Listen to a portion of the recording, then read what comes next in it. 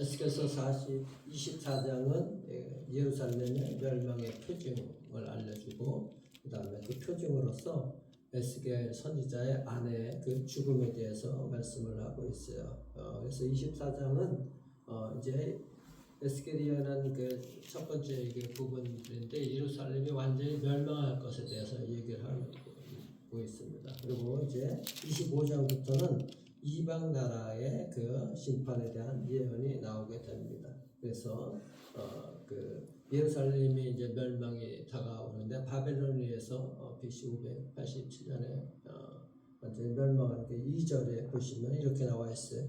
인자야 너는 날짜 곧 오늘의 이름을 기록하라. 바벨론 왕이 오늘 예루살렘에 가까이 왔느니라. 그래서 바벨론의 느부갓네살 왕이 남유다를 세 번째 침공함으로 완전히 이제 멸망하게 되는 그것이 나타나게 있는데 성읍이 완전히 불타 없어지게 되고 그들이 잡혀가고 세 번째로 잡혀가고 이제 그렇죠. 근데 그렇게 공격하는 그때를 갖다 표현하는 것이 이 상황이 나오는 거예요.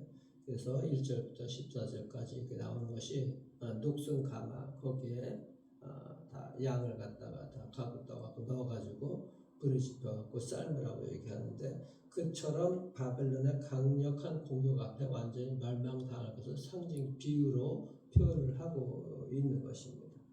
그래서 고기를 담고 있는 가마조차도 녹슬었고 뭐 더럽기 때문에 녹슨 가마 거기에다 그냥 고기 담아갖고 그냥 끓이라고 얘기를 하는 그것이. 그래서 녹슨 가마가에도 불로 달궈서 그 더러운 것 녹여버리는 것이죠. 불에 다 녹아지니까. 그리고 깨끗하게 없어지길 바랐지만은 여전히 그것이 완전하게 깨끗하게 되는 것 쉽지 않다고 이제 그렇게 비유로 얘기를 하고 있어요. 14절부터 다시 한번 보세요. 14절부터 12절부터 14절까지 보면 이 성읍이 수고함으로 스스로 피곤하나 많은 녹이 그 속에서 벗겨지지 아니하며 불에서도 없어지지 아니하는도다. 너의 더러운 것 중에 음란이 그 하나이니라. 내가 너를 깨끗하게 하나 내가 깨끗해지지 아니하니 내가 네게 향한 분노를 풀기 전에는 내 더러움이 다시 깨끗해지지 아니하리라. 나 여호와가 말하였은지 그 일이 이루어질지라. 내가 돌이키지도 아니하겠고 아끼지도 아니하게 하며 뉘우치지도 아니하며 행하리니 그들이 내 모든 행위대로 너를 재판하리라. 주 여호와의 말씀이니라.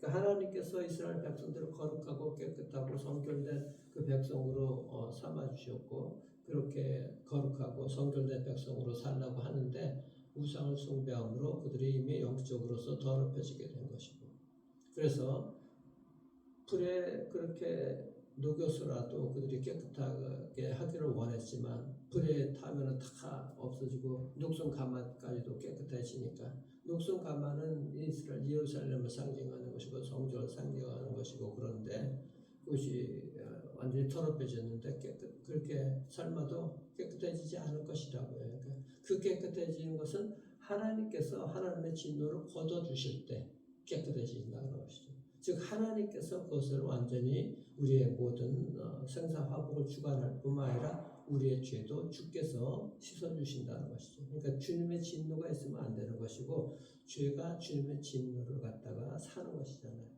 그래서 죄야 삭선 사망이라고 하는 것이 그거기 때문에 우리가 주님 앞에 온전히 나오는 그 은혜가 있어야 되는 것입니다. 주님께서 이스라엘 백성들을 왜 이렇게 하나님의 선민인데도 그렇게 하는가? 하나님께서 택하신 선민이기 때문에 그것을 주께로 돌아오라고 주님께서 계속 말씀하시는 것이죠. 그리고 선택된 하나님의 자녀라 할지라도 죄 가운데서 계속 그렇게 가게 되면 이렇게 하나님의 징계가 임하게 될 것이라고 말씀을 하고 있는 것이죠. 중요한 것은 우리가 하나님께 돌아오게 될 때 주께서 그 진노를 거두시고 주님의 은혜 가운데 우리를 다시 회복시켜 주시는 줄 믿으시길 바랍니다. 그래서 주님 안에서 우리는 예수 그리스도 안에서 이 모든 것들이 약속이 우리의 구원과 우리의 거룩과 우리의 복된 삶이 약속이 되어 있어요. 그 은혜에 감사해서 우리가 그렇게 거룩하고 성결한 하나님의 백성으로 나아갈 수가 있어야 되는 것이죠. 이걸 분명하게 우리가 알 수가 있어야 돼요. 그래서 우리가 이 배워야 되는 것이 그거죠. 이 주민을, 이 성읍과 이 백성들을 심판하시는 것, 14절 보시면은 내 모든 행위대로 너를 재판하니라. 이스라엘 백성들이 하루 이틀도 아니고 수백 년 동안에 그들의 삶이 하나님께서 선지자를 보내서 오라 그랬는데 그런 영적으로 더럽혀진 것, 그 행위대로 그들이 심판을 받게 될 것이라고 말씀하고 있는 것이죠. 그러니까 태워도 불로 태워도 없어지지 않을 만큼 그 죄의 뿌리가 깊이 그렇게 박혀 있다고 얘기를 하고 있는 것입니다. 그래서 우리가 하나님 앞에 나오고 회개하고 나올 때만 주님의 긍휼하심을 입게 된다는 거예요. 하나님의 긍휼하심을 입어서 심판을 면하고 은혜를 받을 수 있게 되는 것이죠. 그리고 그렇게 멸망당하게 될 것을 갖다가 그리고 그들에게 한편에 또 위로를 또 허락하시는 것이 참 아이러니하게도 그 15절부터 나오면은 에스겔의 아내가, 에스겔 선지자의 아내가 죽음을 겪게 됩니다.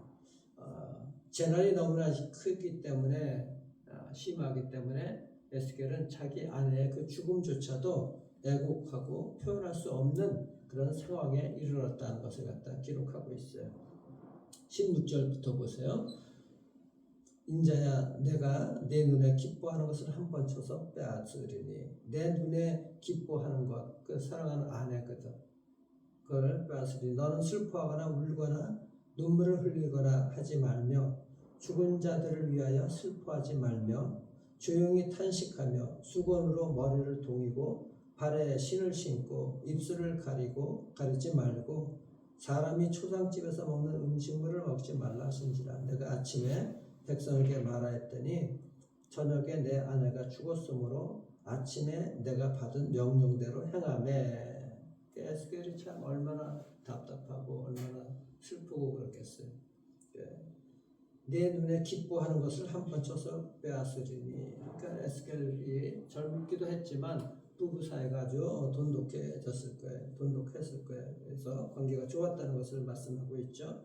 그 배우자의 죽음은 사실 우리 인생 가운데 가장 큰 슬픔 중에 그런 하나인데 남아있는 자에게는 정말 아픔이고 상처가 되는 것이죠. 그런데 에스겔은 아내의 죽음조차도 내색할 수가 없어요. 하나님께서 그 에스겔이 사랑하는 그 아내를 데려가시겠다고 말씀을 하시는 것이고 죽게 할 것이라고 말씀하는데 이것이 왜 그런 것인가? 이 일을 유다와 이 예루살렘 이 멸망의 표징으로 삼겠다는 거예요. 사랑하는 아내까지 죽을 정도로. 그러니까 모두가 다 죄악이 있기 때문에 다 죽게 된 것이라고. 표징으로 네 아내도 죽은 것처럼 모든 사람들이 다 죽게 될 거예요. 이 바벨론의 포로로 잡혀간 자들도 다 보게 될 것이잖아. 에스겔 선지자의 아내까지 죽었구나. 하나님께 죄를 지었는데 우리 모두가 다 에스겔 아내가 그렇게 죽었어. 이것이 예루살렘, 이들은 바벨론의 포로로 잡혀가 있지만 예루살렘이 그렇게 멸망할 것이라는 거거든. 아직 자기도 고국에 있는 것이. 하나님께서 그렇게 심판하게 될 것이라는 거예요. 그러면서 에스겔에게도 슬퍼하지 말라. 초상집 음식도 먹지 말라. 그렇게 그러니까 장례 풍습을 일절하지 장례식 치르지 말라고 얘기를 하는 것입니다. 이것이 왜 그런가? 자기 아내가 죽었음에도 장례 행위를 하지 말고 평소처럼 그냥 지내라는 것. 앞으로 이 일들이 일어나게 될 것이라는 거예요. 이스라엘 백성들, 남유다 그쪽에도 다. 그래서 사실 그들은 바벨론의 포로로 잡혀가 있지만 멀리 떨어지는 고국에 이제 완전히 멸망되게 되는 것을 갖다가 그러니까 장례 치를 그럴 여유가 없다는 것이죠. 완전히 멸망하게 될 하나님의 말씀이 그대로 이루어지게 될 것이라고 얘기를 하는 거예요. 그래서 에스겔의 이 장례를 치르지 않은 아내의 장례식조차도 치르지 못하는 이런 일들이 그들에게 표징이 될 것이라고 말씀을 하고 있는 것입니다. 일제 장례 행위를 하지 못하게 될 것이다. 이스라엘 백성들 너희들 그 정도로 심판이 심하고 완전히 치르지 못할 정도로 왜 포로로 그들이 끌려오게 되고 잡혀가고 죽이게 되게 되면 장례 치를 겨를이 어디 있어? 한두 명이 죽어야지. 모두가 다 그렇게 망하게 되는데 그것을 상징하고 있는 거예요. 그럴 여유가 없고 슬퍼할 여유도 없고 에스겔이 여기에 하나님의 말씀에 순종하게 되는 것이죠. 백성들을 구원하기 위해서 이 죽음까지도 아내의 죽음까지도 감당하는 것이죠. 사실 에스겔의 아내가 같이 있다가 바벨론에 사로잡힌 자들 중에 에스겔 아내는 거기서 죽었지만은 사실 남유다에 있었던 그들 포로로 잡혀간 그 가족들뿐만 아니라 이스라엘의 그 남유다의 예루살렘에 남아있던 자들 많이 죽었잖아. 잡혀가기도 하고 이 일들을 갖다가 나온 것이죠. 그래서 에스겔로 하여금 그 슬픔을 감당하게 해서라도 그니 백성들을 그때라도 돌아오고 하나님께 간절히 매달리면 하나님께서 어떻게 행하실지, 하나님의 백성들을 구원하시기 위해서 어떻게 보면 에스겔의 아내가 희생이 된 것이고 에스겔도 그 슬픔을 감당하는 것입니다. 그래서 에스겔에게 이 슬픔을 감당하게 되고 결국은 바벨론의 포로로 된 그들은 그 모든 슬픔들을 이겨내가고 나중에 이제 43년 후에 처음부터 망한 다음부터 70년이 지났죠. 다 이제 이스라엘로 돌아오게 되는 것이죠. 우리가 이런 것을 보면서 우리가 정말 하나님 앞에 어디까지 순종해야 되는 건가? 이것을 우리가 생각해 볼 수가 있어야 되는 것입니다. 하나님께서 말씀하시면 순종하겠다고 하는데 그것을 어디까지 순종해야 되는가? 에스겔은 자기 죽음이 아니라 자기 아내의 죽음까지도,